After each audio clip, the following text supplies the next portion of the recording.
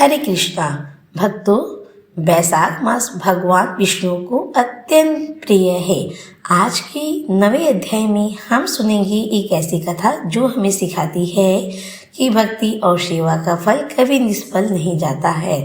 यह कहानी एक सास और उसकी बहू की है। प्राचीन काल में एक नगर में एक ब्राह्मण परिवार रहता था। घर की वृद्ध सास भगवान विष्णु की परम भक्त थी और बैसाख के महीने में नियम से सुबह जल्दी उठकर स्नान, दान और व्रत करती थी। वहीं उसकी बहू इसके बिल्कुल विपरीत थी। उसे पूजा पाठ में कोई रुचि नहीं थी और वह अपनी सास की धार्मिक कार्यों का मजाक उड़ाती थी।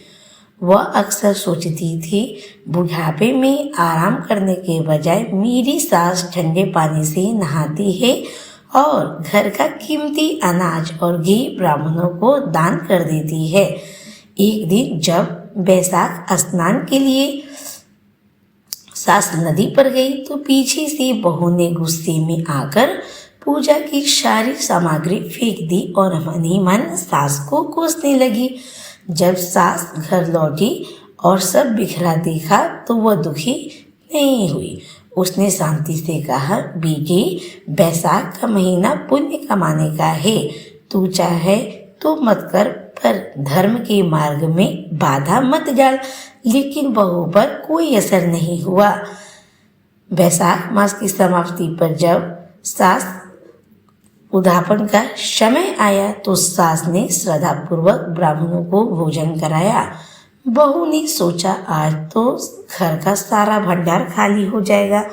वह चुपके से भंडार घर देखने गई, लेकिन वहां पहुंचते ही उसकी आंखें फटी की फटी रह गई।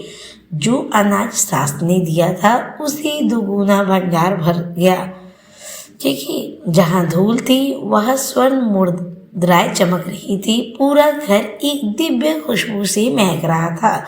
बहू को समझ आ गया कि उसकी सास की भक्ति के कारण ही घर में लक्ष्मी का वास है। वह दौड़कर सास के चरणों में गिर पड़ी और अपनी भूल की क्षमा मांगी। उस दिन के बाद बहू भी सास के साथ मिलकर बैसाख स्नान और भगवान मधुसूदन की सेवा करने लगी। तो भक्तजनों, यह कथा हमें बताता है कि जो व्यक्ति वैशाख मास में परोपकार और भक्ति करता है उसके घर में कभी दरिद्रता नहीं आती है। भगवान विष्णु स्वयं उसकी घर की रक्षा करते हैं। तो प्रेम से बोलिए श्री हरि विष्णु भगवान की जय, लक्ष्मी नारायण की जय।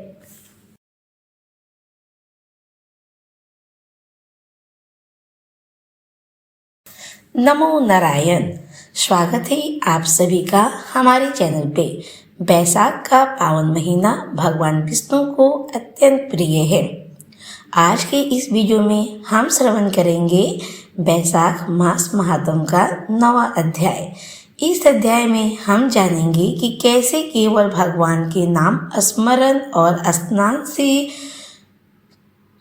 घोर पापों का नाश होता है। कथा शुरू करने से पहले कमेंट्स में जय श्री हरि जरूर लिखें। 9वें अध्याय में ऋषि नारद राजा अम्बरीश को बताते हैं कि जो मनुष्य बैसाख के महीने में सूर्योदय से पहले स्नान कर भगवान विष्णु की पूजा करता है उनके जन्मांतर के पाप कट जाते हैं।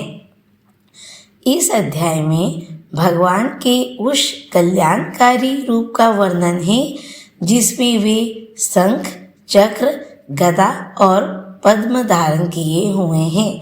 कथा के अनुसार बैसाख मास में विधि विधान से किया गया स्नान और दान अश्वमेध यज्ञ के समान फल देता है। भगवान कहते हैं कि जो भी भक्त प्यासे को पानी पिलाता है या फिर धूप में जलते हुए राही को छाया प्रदान करता है, वह साक्षात मेरी सेवा करता है। भगवान का नाम जपना ही कलयुग में भव सागर से पार उतरने का एकमात्र साधन है। बैसाख स्नान से मन और शरीर दोनों की शुद्धि होती है। इस महीने में सत्तू, घड़ा और पंखा दान करने का विशेष महत्व बताया गया है। भक्तों, यह था वैशाख मास का 9वां अध्याय। उम्मीद है आपको यह कथा पसंद आई होगी। प्राचीन काल में एक धर्मात्मा ब्राह्मण थे जो नियम पूर्वक वैशाख स्नान किया करते थे। एक बार यमराज के दूत एक पापी व्यक्ति के प्राण लेने गया, लेकिन वह पापी अनजाने में एक ऐसे स्थान पर मर गया जहाँ वैशाख स्नान किए हुए उस ब्राह्मण के चरण पड़े थे। हैरानी की बात यह हुई कि उस ब्राह्मण के स्नान के पुण्य के प्रभाव से उस पापी व्यक्ति के सारे पाप धुल गए और यमदूत उसे छू तक ना सका। जब यमराज को यह पता चला तो वे स्वयं वहां आए। उन्होंने देखा कि वैशाख मास की महिमा इतनी प्रबल है कि कोई भी इस महीने में स्नान करने वालों की संगति में रहता है या उनके पुण्य का स्पर्श पाता है, वह भी नरक के आग से बच जाता है। यमराज ने तब सभी को उपदेश दिया कि जो मनुष्य वैशाख में सूर्योदय से पहले स्नान कर भगवान मधुसूदन की पूजा करता है, उसे यमलोक का रास्ता कभी नहीं देखना पड़ता है।